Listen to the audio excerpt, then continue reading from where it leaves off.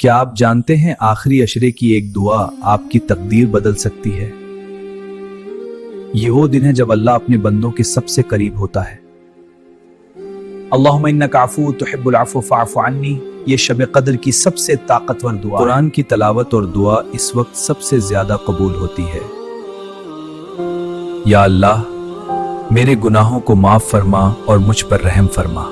سجدے میں مانگی گئی دعا اللہ کے بہت قریب ہوتی ہے۔ یا اللہ، مجھے حلال رزق عطا فرما اور برکت دے۔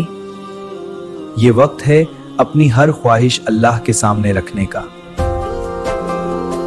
یا شافی، مجھے اور سب کو کامل شفا عطا فرما۔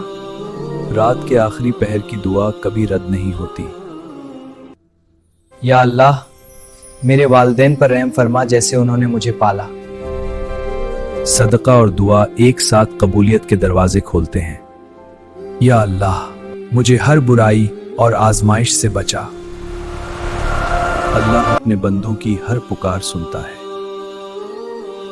یا اللہ، ہمیں جنت الفردوس عطا فرما۔ یا اللہ، ہمیں جہنم کی آگ سے بچا۔ دل سے نکلی دعا سیدھی اللہ تک پہنچتی ہے۔ اللہ ہر سچی دعا کو قبول کرتا ہے۔